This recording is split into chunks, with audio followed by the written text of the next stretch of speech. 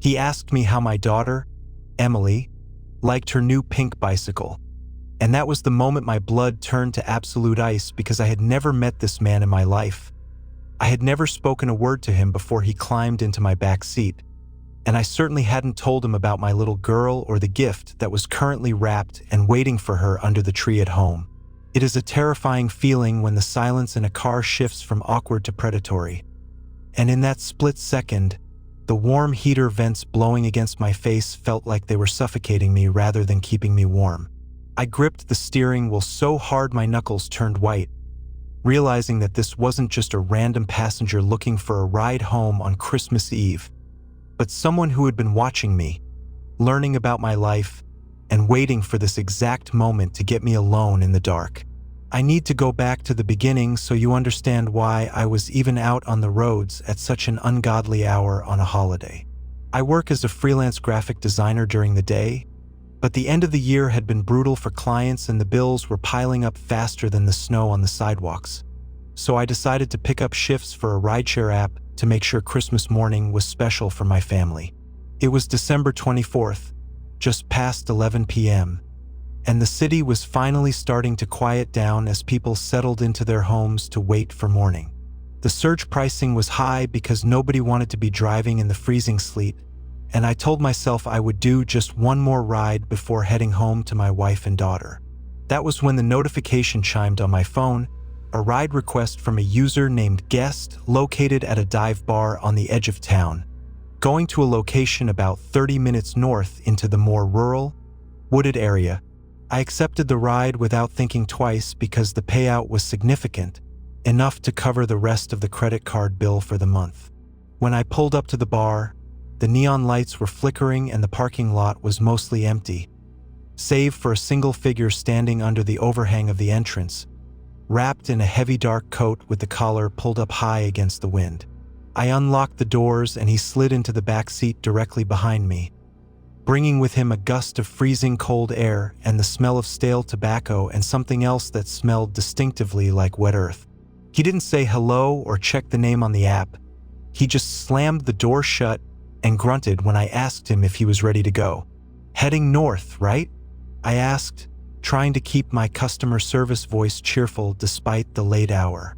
"Just drive," he said, his voice raspy and low, sounding like gravel grinding together.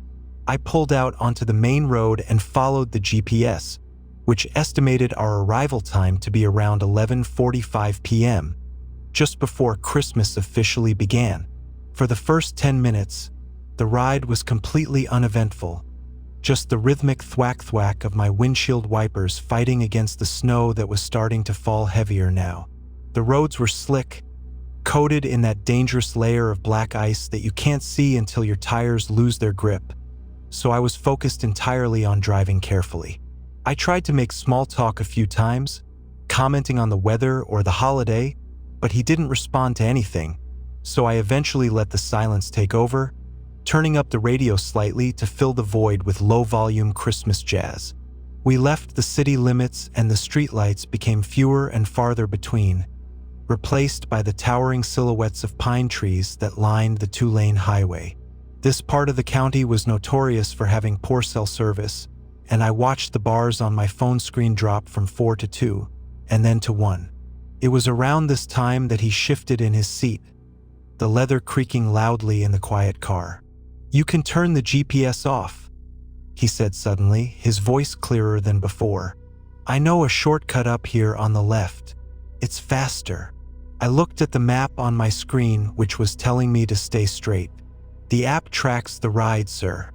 If I deviate too much, it might flag us, and honestly, the main roads are probably safer with this snow coming down." "Turn left," he commanded, and the tone wasn't a suggestion anymore, it was an order. My stomach tightened, that primal instinct screaming that something was wrong, but I didn't want a confrontation with a stranger in the middle of nowhere. I saw a small, unpaved road coming up on the left that looked like it led deep into the forest reserve. "Sir, that looks like a service road. I don't think my sedan can handle that much snow." "Turn left," he repeated, and I felt something hard press against the back of my seat. right between my shoulder blades. I didn't need to turn around to know what it was. The distinct pressure of a knife point or the barrel of a gun through the fabric and foam of the seat was unmistakable. My heart began to hammer against my ribs like a trapped bird. I hit the blinker, my hands shaking uncontrollably, and made the turn onto the dark, unplowed road. The car bounced and skidded as we left the pavement, the headlights cutting through the swirling snow to reveal a tunnel of trees that seemed to be closing in on us. We drove in silence for another 5 minutes, moving deeper into the woods where there were no houses, no streetlights, and absolutely no other cars. The isolation was total. That was when he leaned forward, his face close enough to my ear that I could hear his wet breathing, and he asked me about my daughter. How does Emily like her new pink bicycle? The question paralyzed me. I stared into the rearview mirror, trying to see his face in the shadows, but he was just a dark shape. How do you know that? I whispered, my voice barely audible over the crunch of snow under the tires. I've seen you coming and going, he whispered, and a chill went down my spine that had nothing to do with the winter air. I've seen you carrying the boxes inside. I've seen you through the kitchen window when you're making coffee in the morning. You have a very nice life, don't you? Tears of terror pricked my eyes as I realized this wasn't a robbery. It was something far worse. This man was obsessed. He hadn't just requested a ride. He had hunted me. He knew exactly who I was, and he had orchestrated this whole thing to get me isolated. What do you want? I managed to choke out, my foot hovering over the brake. Keep driving, he hissed, pressing the object harder into the seat. There's a clearing about 2 miles up. That's where we're going to stop. I knew with absolute certainty that if I drove to that clearing, I wasn't coming back. I thought of Emily waking up tomorrow morning, rushing to the tree to find her bike, asking Mommy where Daddy was. I thought of my wife calling my phone over and over, getting straight to voicemail. The thought of them finding my car abandoned in the snow days later broke something inside me, and that despair quickly turned into a desperate, fiery rage. I wasn't going to let him take me to a second location. I checked the speedometer. We were doing about 35 miles per hour, which was fast for this terrain but slow enough that a crash might be survivable if I was wearing a seatbelt. I glanced at the fasten seatbelt light on the dashboard and noticed it was only lit up for the driver, me. He wasn't buckled in. I formulated a plan in a split second, knowing it was a gamble that could kill me, but the alternative was certain death in that clearing. I gripped the wheel with both hands, my eyes scanning the side of the road for something solid. Up ahead, a large oak tree sat dangerously close to the edge of the snowy track. Slow down, he warned, sensing my tension. Don't try anything stupid. I can't see. I lied, my voice trembling. The snow is too thick. I waited until we were less than 50 feet from the tree. I took a deep breath, whispered a silent apology to my family, and then I slammed my foot onto the accelerator instead of the brake. The engine roared, the tires spun for a fraction of a second finding traction, and the car lurched forward. "What are you doing?" he screamed, lunging forward to grab the wheel. I yanked the steering wheel hard to the right. The car went into a violent spin, the world outside becoming a blur of white and black.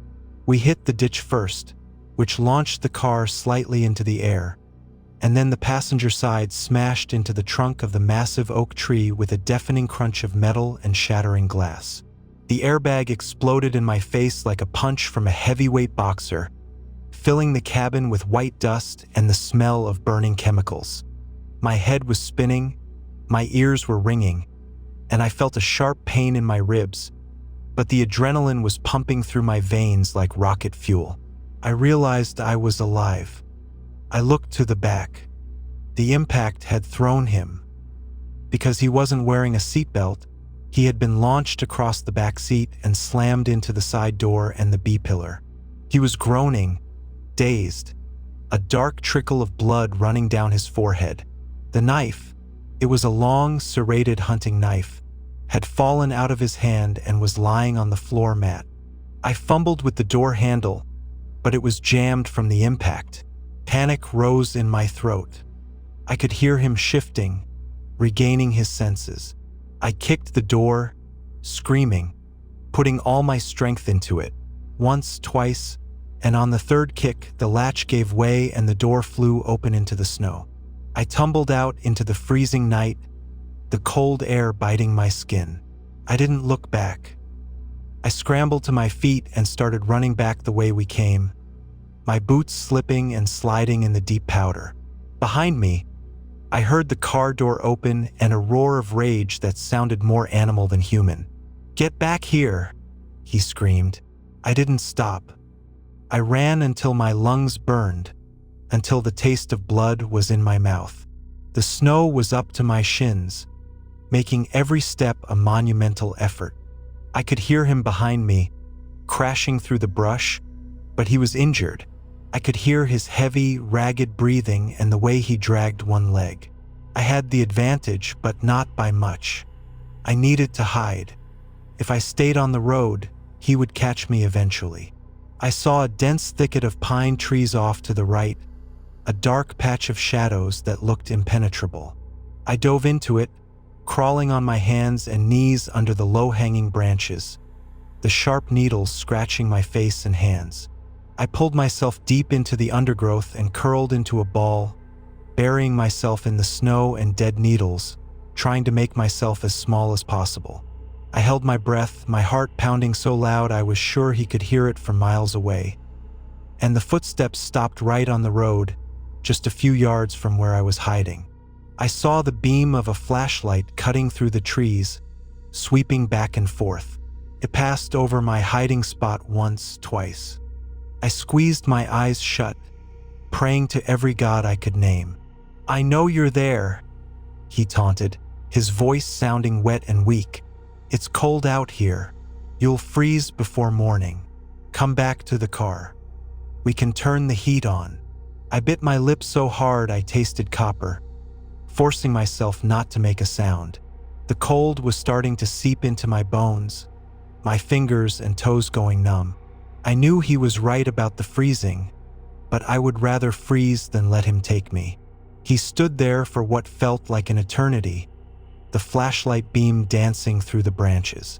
Finally, after what must have been 20 minutes, I heard him curse loudly and kick the ground. The footsteps started to move away, back towards the wrecked car. I didn't move. I lay there in the snow for another hour, shivering violently, until I saw blue and red lights flashing against the treetops in the distance. A plow driver must have seen the tire tracks veering off the road or spotted the wreck. I waited until I heard voices, distinct, authoritative voices shouting commands, before I dared to crawl out. "Help!" I screamed, my voice cracking. "I'm here. Help me!" 2 police officers came running into the woods, their flashlights blinding me. I have never been so happy to see anyone in my life. They wrapped me in a thermal blanket and walked me back to the patrol car. As we passed the wreck of my sedan, I saw paramedics loading him onto a stretcher. He was handcuffed to the rails. One of the officers told me later that they found a bag in the back seat that I hadn't noticed. Inside were zip ties, duct tape, and a map of the forest with a specific spot circled in red. He had been planning this for weeks. I made it home just as the sun was coming up on Christmas morning. My wife was frantic, crying as she hugged me, but I just held her tight, unable to let go. We watched Emily open her presents, and when she saw the pink bicycle, she shrieked with joy.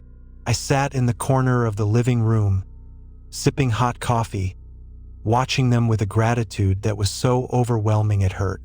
I don't drive for rideshare apps anymore. In fact, I don't drive much at night at all. But sometimes, when it snows and the wind howls against the window pane, I can still feel the pressure of that knife against my back.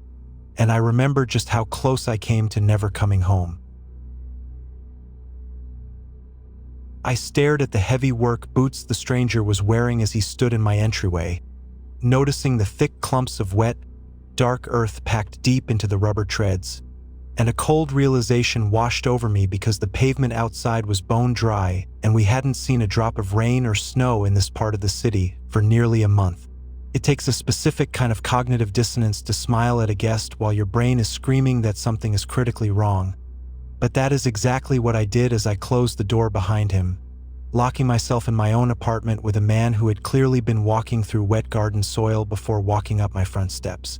The only wet soil around my building complex was in the flower beds beneath the back windows, the ones that face the alleyway where the streetlights don't reach. That detail alone should have made me grab my keys and run, but by the time I put the pieces together, he was already standing in the center of my living room, blocking the only clear path to the exit. To understand why I let a complete stranger into my home at 11 o'clock on Christmas Eve, you have to understand the crushing weight of financial desperation.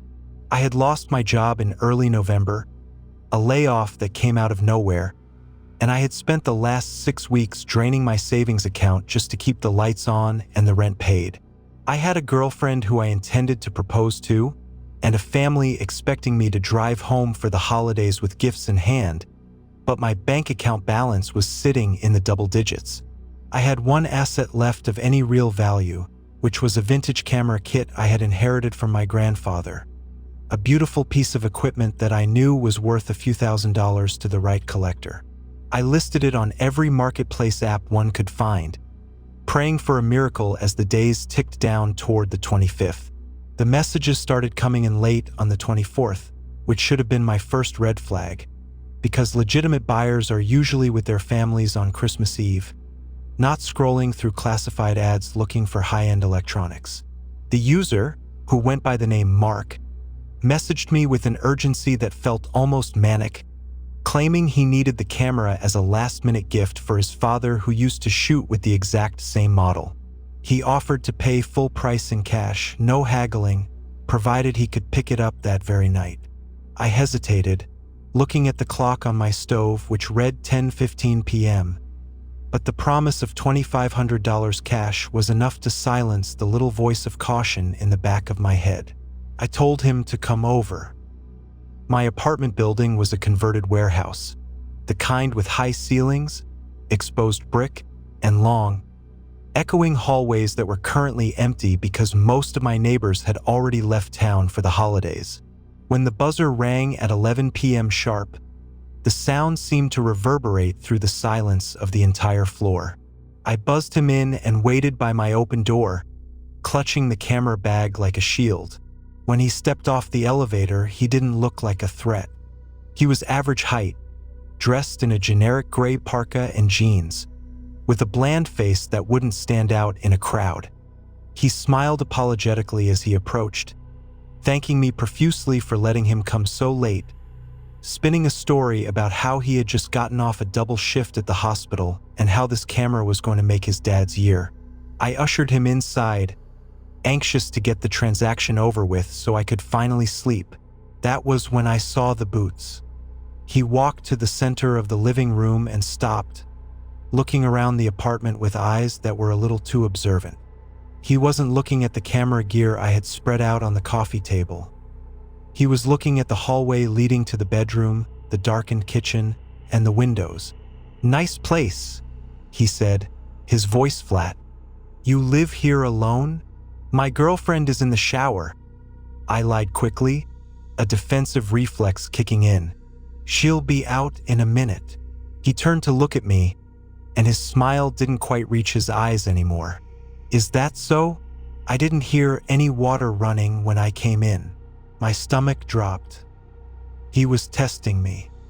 I tried to steer the conversation back to the sale. "Here's the camera," I said, gesturing to the table.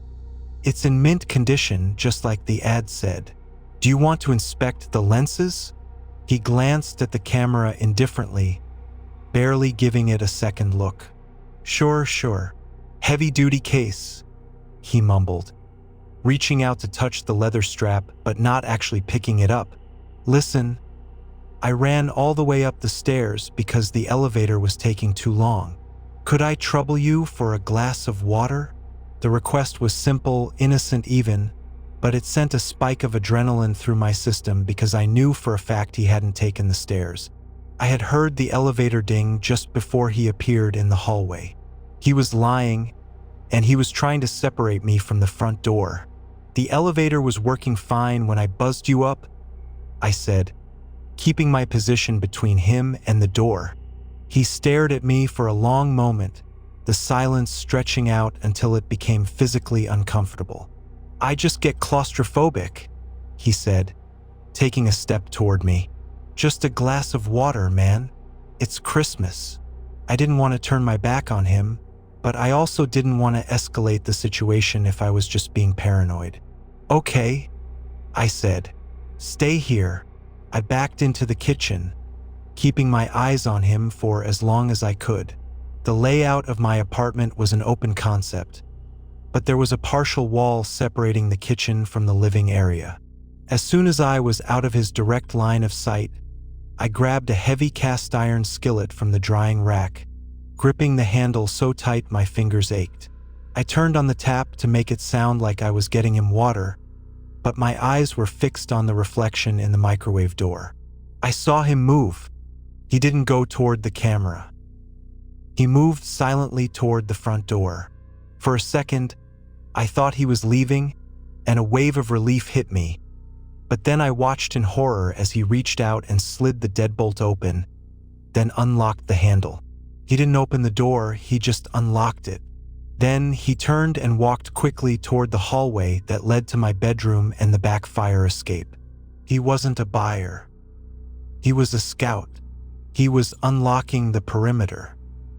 I realized then that the mud on his boots was from him climbing up the fire escape to check the back window before coming to the front. He knew I was alone. He knew exactly who was in the house. And by unlocking the front door, he was likely signaling to someone else.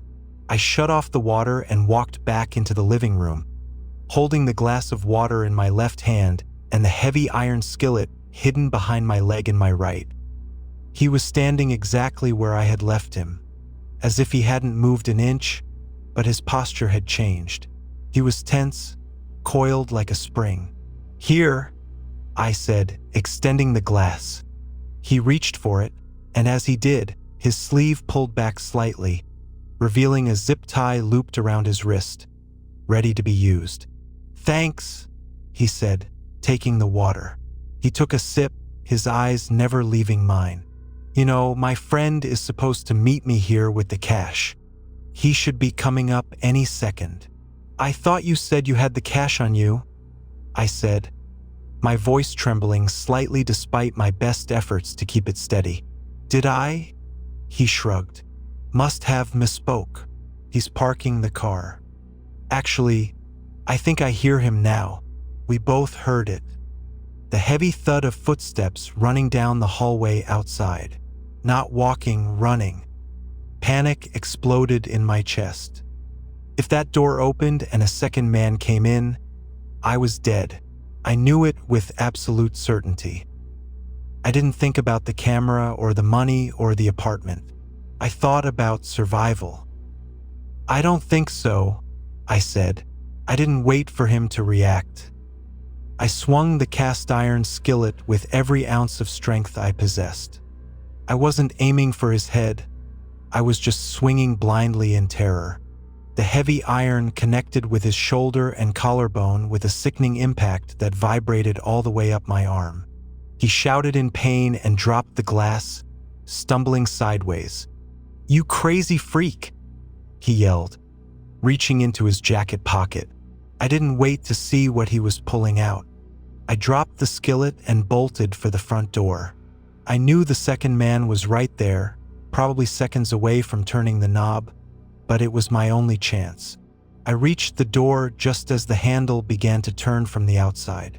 I slammed my shoulder into the wood, forcing it shut against the person on the other side, and frantically twisted the deadbolt back into the locked position. A split second later, A heavy body slammed against the door from the hallway, shaking the entire frame. "Open the door!" A deep voice roared from the hallway. I spun around, my back against the door. The first man, the buyer, was getting up from the floor, clutching his shoulder. His face was twisted in a rictus of pure malice, and in his other hand, he was holding a short, thick canister that looked like pepper spray or mace. "You're going to regret that," he hissed, advancing on me. I was trapped. One man battering the door behind me, another advancing with a weapon in front of me. I looked around for a weapon, but the skillet was on the floor near him. I ran. I sprinted past him, dodging a spray of chemicals that burned the air right next to my face. I scrambled over the back of the sofa and made a break for the bedroom. I heard him coming after me, his heavy boots pounding on the hardwood floor. I slid into the bedroom and slammed the door, locking the flimsy privacy lock that wouldn't hold for more than a kick. I didn't stop there. I ran to the window that opened onto the fire escape. This was the same route he had likely scouted earlier. I threw the sash up, the freezing winter air rushing in to sting my face. I climbed out onto the metal grating just as the bedroom door splintered inward with a deafening crash. I was on the 3rd floor. The metal stairs of the fire escape were icy and slick. I could hear him scrambling through the window behind me. "Get back here," he screamed. I didn't look back. I practically jumped down the flights of stairs, my hands freezing on the icy railings. I could hear his boots clanging on the metal above me. When I reached the bottom, the ladder that dropped to the alleyway was stuck, rusted in place. I stomped on the release mechanism, panic rising in my throat as I saw his silhouette darkening the sky above me. He was descending fast. With a groan of rusted metal, the ladder finally gave way, sliding down to the pavement with a screech. I jumped the last few feet, landing hard on the asphalt and rolling to absorb the impact. I scrambled up and ran down the dark alleyway toward the main street where there were lights and hopefully people. I burst out onto the sidewalk, gasping for air, waving my arms frantically. A taxi was idling at the red light, the driver looking at me with wide eyes as I ran toward him. I threw myself against the back window, screaming for him to let me in. Thank God for the holiday spirit or just sheer pity, because he unlocked the doors. I dove into the back seat just as the light turned green. As the taxi pulled away, I looked back at the mouth of the alley. The man in the gray parka was standing there, half in the shadows. He wasn't chasing me anymore. He just stood there, watching the car drive away, his breath pluming in the cold air. Beside him, a second figure joined him, a larger man wearing a ski mask. They watched me until the taxi turned the corner and they vanished from sight. I spent Christmas morning giving a statement at the police precinct. When the officers went to my apartment, it had been tossed. The camera was gone, along with my laptop, my television, and the small amount of cash I had in a jar. They found the zip ties on the floor and the cast iron skillet dented in the middle of the rug. The police told me it was a crew that had been hitting the area, targeting sellers of high-value items, using the platform to case the homes before robbing them. I never got the money for the camera, and I couldn't buy any gifts that year. But when I walked into my parents' house 2 days later, empty-handed and still shaking from the adrenaline crash, I realized that the only gift that mattered was that I was walking through the door at all. I still browse the marketplace apps sometimes out of habit, but I never list anything anymore. The moment the massive steel gates clanged shut at the main entrance of the Southgate Galleria, the silence of the shopping mall became oppressive, thick, and instantly wrong. It was the kind of quiet that doesn't feel restful but feels alert, like a predator holding its breath just out of sight. I was the last person left in the central atrium, standing by my small perfume kiosk, trying to count the inventory for the 3rd time because my brain was too tired to focus. It was 1:15 a.m. on Christmas morning, though technically still Christmas Eve until I made it home. My shift was over, and the only light came from the scattered emergency exits and the pale, ghostly glow of the cleaning crew's fluorescent cart parked miles down the central corridor. My name is Jenna, and I had volunteered for the late shift because the commission on Christmas Eve sales was legendary, and I needed the money for my college tuition, not for gifts, but for textbooks. I was feeling good, almost giddy, as I locked up my display cases and tossed my apron into the storage unit. I had earned enough to buy the books for the entire spring semester. I clipped my small crossbody bag onto my shoulder, took a deep breath of the sterile, air-conditioned air, and started my long walk across the cavernous main floor toward the employee exit that led directly into the underground parking garage. The mall is huge, 3 levels of endless storefronts, and when it's empty, the acoustics are bizarre. Every footstep I took, even in my soft-soled sneakers, echoed and reverberated through the empty corridors, sounding like 2 sets of steps instead of one. I tried to whistle a Christmas carol to lighten the mood, but the sound felt too thin, too fragile, so I stopped. It was that unsettling quiet that put me instantly on edge, the kind of stillness that tells you the world has gone to sleep but something is still wide awake. I pulled out my phone as I walked, not to scroll, but just to have a reason to look down, to pretend I wasn't alone. I decided to send a voice note to my roommate, Sarah, who had told me to text her when I was safely in my car. I held the phone up to my mouth. "Hey, I'm finally off," I whispered into the phone, hearing the sound of my own voice bounce off the polished marble floors. "Just walking to the garage now. I crushed it tonight, got all the money I needed." As I was speaking, a sound that was absolutely distinct and out of place filtered into the recording. It wasn't my voice. It wasn't the echo of my feet. It was a metallic sound, a definite click, like a switch being thrown or something being opened. It was high-pitched and sharp, and it seemed to come from the side corridor I had just passed. I stopped dead in my tracks. My breath caught in my throat. I quickly hung up the recording, not wanting to send the evidence of my fear, and stood there paralyzed, my eyes scanning the glass storefronts. The glass was dark and reflective, and all I could see was my own terrified face staring back at me. "Hello," I called out, immediately regretting the sound.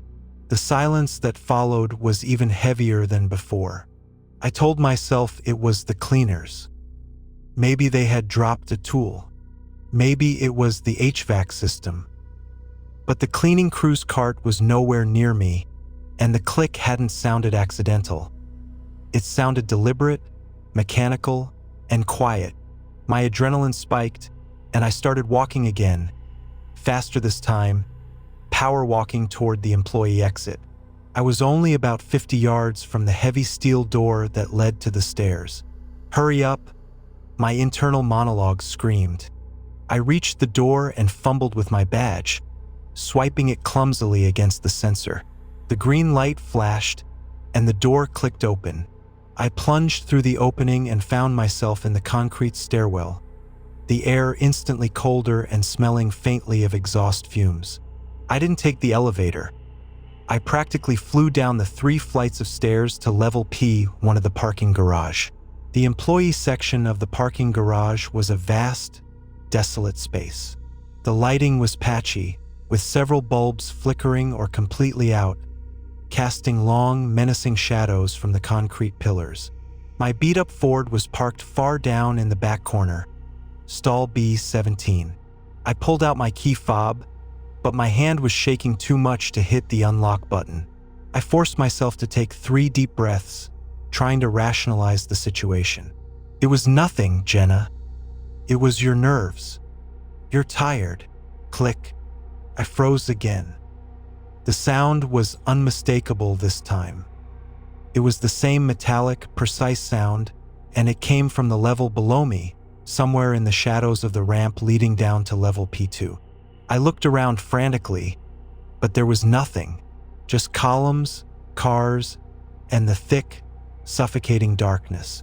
I pressed the unlock button on my fob. My car lights flashed twice, a beacon of safety in the dark. I started walking toward it, staying close to the row of parked cars, using them as a shield. As I walked past the first column, I happened to glance under the car parked next to it. My heart leaped into my throat. A second pair of feet. They were a little ahead of me, moving in the shadows, their steps totally silent on the concrete floor. The feet were wearing black, tactical-looking boots, and they were moving parallel to my position, using the row of parked cars exactly like I was, mirroring my pace precisely. I immediately stopped. The footsteps stopped, too. I stayed frozen, pressed against the side of a minivan, fighting the urge to vomit. My mind raced. This wasn't a coincidence. This wasn't a cleaner. This was a game, and I was the piece being moved across the board. I realized what the click was. It was the sound of a spring-assisted knife, a folding blade being flicked open and locked into place. That was the sound I had heard upstairs. The terrifying part wasn't the realization that someone was there. It was the realization that they weren't rushing. They were patient. They were enjoying the hunt. I decided to test them. I took one slow, deliberate step backward, toward the main ramp. The black boots took one slow, deliberate step backward, too. I took a rapid, panicked step forward, then two more. The black boots matched me, step for step, keeping the same distance, never breaking the cover of the shadows beneath the cars. The distance to my own car, stall B17, felt like a kilometer. I knew if I ran straight for it, I would have to run into the open lane, exposing myself, and he would run too. He would catch me before I could key the lock. I changed my strategy.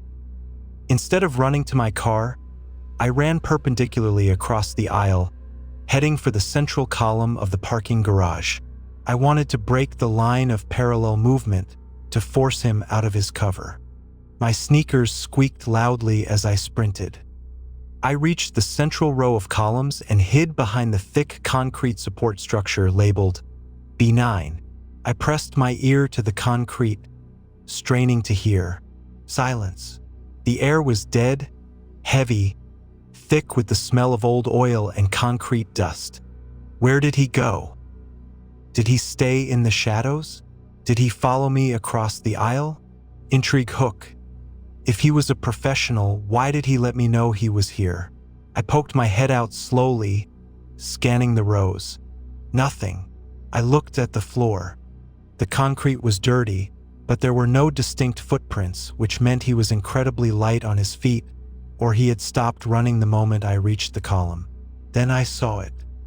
A slight, almost imperceptible shift in the shadow cast by column B8, the one right next to me. It was too deep, too dark, for a normal shadow. He was right there, using the back edge of the column as his cover.